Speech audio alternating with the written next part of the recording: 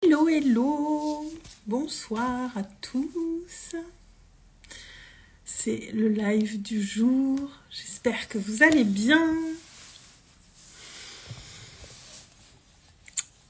Ce soir, je vais vous parler d'être radical et de ce que ça implique, et de ce que ça veut dire, et surtout pourquoi être radical, à quoi ça sert.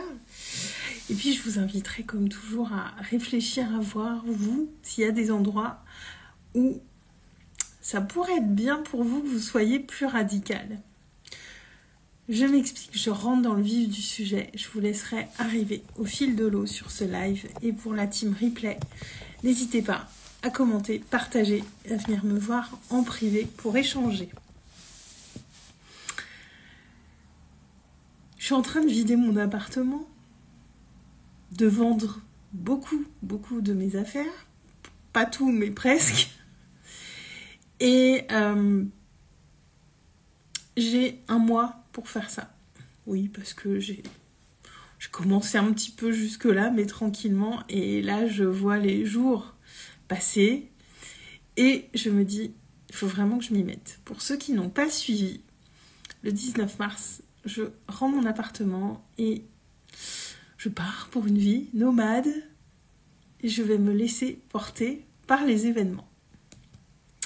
Je reviendrai, c'est aussi pour ça que je fais ces lives. Pour vous partager au fil de l'eau ce que je vis avec ça, et ce que je vous partage aujourd'hui, c'est directement en lien avec ça. Puisque ça demande de faire des choix sans arrêt quand on doit se débarrasser de ses affaires, quand on doit faire du vide.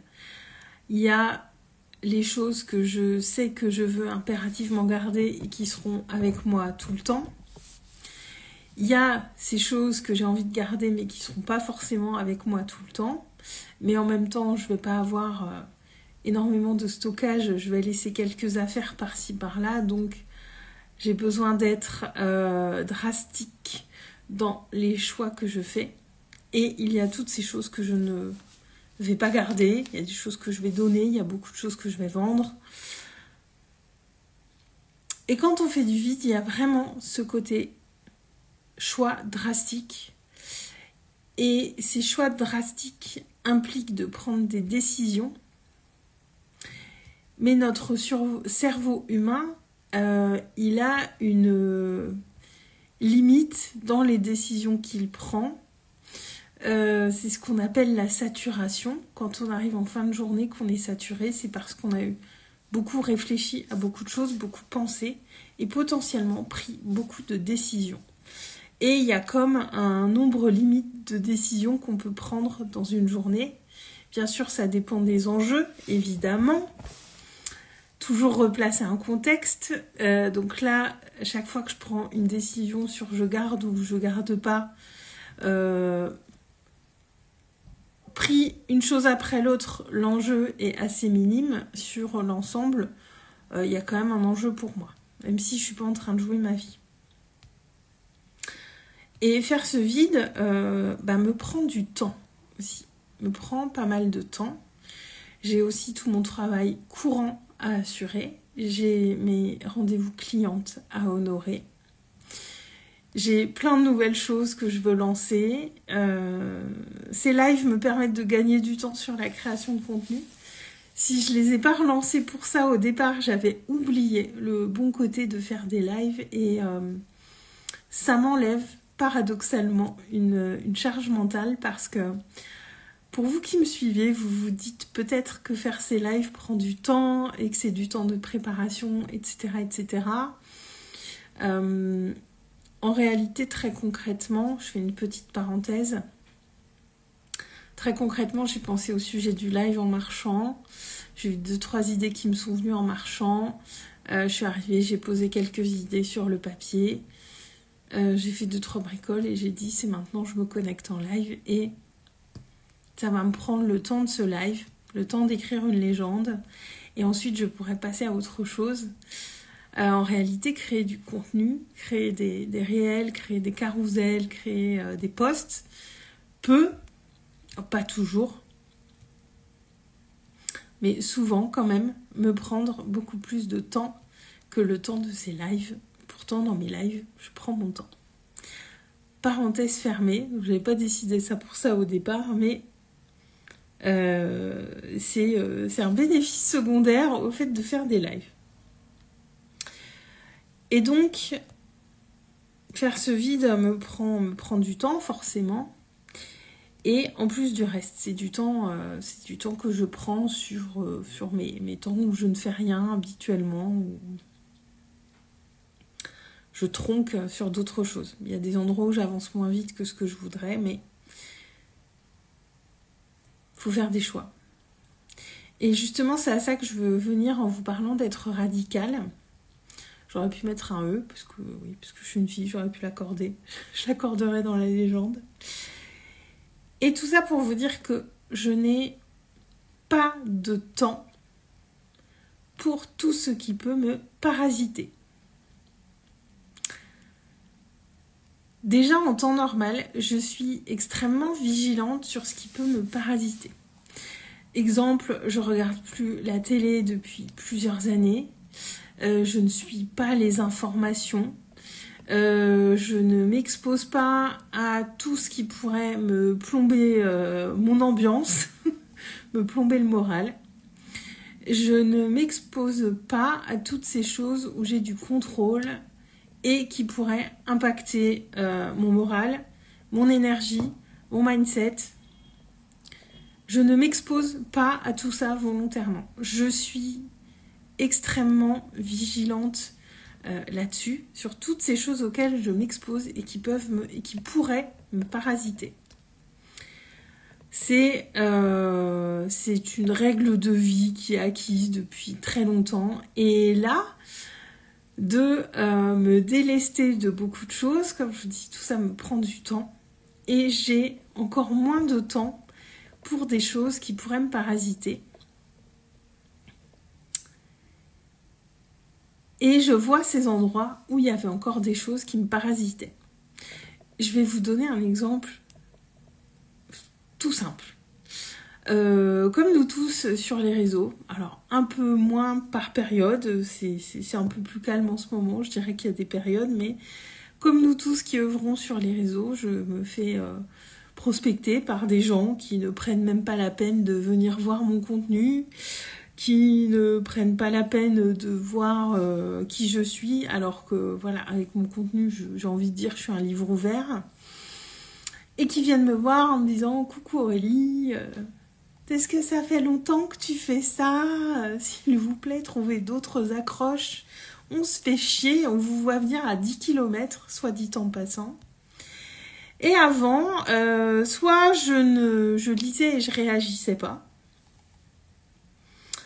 et où là, je pouvais culpabiliser un petit peu parce que j'aime pas laisser les gens sans réponse, laisser un vu, ghoster, tout ça. Soit parfois j'avais le temps et j'avais envie de m'amuser et j'allais du coup discuter avec eux et je répondais à leurs questions pour m'amuser un petit peu et voir où ça nous emmenait. Et des fois, il y en a même certains que j'ai conseillé dans leur approche de leur dire de faire un petit peu différemment. Bref, et là, j'ai plus de temps pour ça. J'ai plus de temps. Donc je les laisse pas en vue. Je mets un petit cœur sur leur message privé. Je l'ai vu, merci, mais je ne te répondrai pas. Et ça, c'est un exemple sur plein de choses. Je deviens vraiment beaucoup radicale, et c'est autant dans le tri des objets et des choses que j'ai, que dans les relations ou ces trucs pour lesquels, ou ces papotages pour lesquels j'ai pas le temps. Et je vous parle de ça aussi parce que le fait de faire les choix que je fais crée ça crée quelque chose de challengeant pour moi sur le plan perso, dans le sens où dans ma famille, voilà, il y a des personnes qui ne comprennent pas mon choix et qui le jugent énormément. Et ça me touche, hein, forcément. C'est pas confortable, c'est pas agréable, c'est... Voilà. Mais je choisis aussi de ne pas accorder d'importance à ça parce que j'ai plus le temps pour ça. Coucou Jeanne, bienvenue sur ce live. Et je parle de tous ces trucs pour lesquels j'ai plus le temps. Et je me dis, ça c'est quelque chose qui va rester. Parce que je me rends compte que j'étais déjà radicale et que je le deviens encore plus et que vraiment je ne veux plus laisser de place pour des choses qui ne sont pas utiles, bonnes et justes pour moi. Et tant pis si, aux yeux de certains, je ne suis plus la gentille Aurélie qui répond présente et qui prend du temps, tout le temps, pour les autres. Je suis toujours celle qui prend du temps pour les autres, parce que déjà c'est mon métier, j'adore ça, voilà. Mais par contre, il faut que ça s'inscrive dans quelque chose où je me sens nourrie, où je me sens grandir, où je me sens utile, où je sens que c'est juste pour moi, où je sens que ça s'inscrit dans ma mission, dans ma vision, et où c'est là dans tout ça. Mais en aucun cas sur des choses où j'ai le sentiment que ça peut me faire perdre du temps, de l'énergie ou de l'attention. Je n'ai plus le temps pour ça et au-delà de ça, je n'ai plus envie de prendre le temps pour ces choses-là. Et je crois que c'est aussi ça que ce changement de vie est en train de m'apprendre, c'est à être radicale encore plus dans mes choix de choses que j'achète aussi, de choses que je veux avoir avec moi, de conversations que j'ai. Il y a des conversations qui ne m'intéressent plus, certaines depuis longtemps et d'autres depuis moins longtemps, mais que je ne veux plus entretenir. Et où il y a des choses, c'est fini, je suis plus là pour ça. J'ai plus envie. Et c'est vraiment ça que c'est en train de m'apprendre, à être encore plus radicale et à aussi prendre certaines décisions où il y a peu d'enjeux plus rapidement. Parce que là, je vous cache pas que si je passe... vous avez vu ma petite photo en story tout à l'heure. Si je passe 10 000 ans à faire le tri dans mes chaussures en me disant cette paire-là que j'ai pas mise depuis 2 ans, mais peut-être au cas où je vais... Non. Je vends, je donne, ou je jette, mais je les garde pas. Je vais à l'essentiel. Et je vais aller à l'essentiel pour plein de choses. Et par voie de conséquence, je vais aussi aller à l'essentiel pour mon business et faire que vraiment ce qui m'anime, ce qui me fait kiffer et que travailler avec des gens qui me font kiffer. Bon, ça c'est déjà le cas. Je kiffe mes clientes. Et je vous invite, voilà, si je vous partage tout ça dans ce live, c'est pour vous inviter à voir, alors vous n'avez peut-être pas besoin d'être aussi drastique que moi sur le côté matériel, puisque c'est vrai que je fais un grand tri par le vide, mais je vous invite à aller voir quels sont ces endroits où vous pouvez être plus radical, faire des choses qui sont plus dans le respect de qui vous êtes et de ce que vous désirez. Parce que c'est toujours pareil, il y a ce qu'on veut aujourd'hui, il y a ce qui s'inscrit dans notre vision. Et aller voir ce qui est en lien avec qui vous êtes aujourd'hui, ce que vous faites, et est-ce que c'est en lien avec votre vision? Est-ce que ça s'inscrit dans ce que vous voulez créer? Et est-ce que la vous du futur, elle ferait la même chose? Moi, perso, me connecter à la moi du futur, je vous en ai souvent parlé, je vais encore souvent vous en parler. C'est un truc qui me drive tout le temps. parce que ça m'aide énormément de me dire la Aurélie dans 6 mois, dans 1 an, dans 10 ans, qui sera arrivée où je veux en être, qu'est-ce qu'elle ferait de ça aujourd'hui? Qu'est-ce qu'elle ferait de cette relation? Qu'est-ce qu'elle ferait de cette situation? Qu'est-ce qu'elle ferait de cet objet? Est-ce qu'elle le garderait ou pas? Qu'est-ce qu'elle en ferait? Est-ce qu'elle se prendrait la tête sur tel ou tel truc? Et je vous garantis que faire ça, ça aide à prendre certaines décisions beaucoup plus rapidement et de garder surtout, parce que c'est ça aussi l'enjeu, c'est de garder de l'énergie, de l'espace mental pour les choses qui en ont besoin. Pour les choses pour lesquelles c'est utile et nécessaire de garder de l'espace mental. Parce que tous ces endroits où vous allez tergiverser, prendre du temps, y revenir, c'est de l'espace mental inutile que vous utilisez et que vous pourriez utiliser pour d'autres choses bien plus utiles.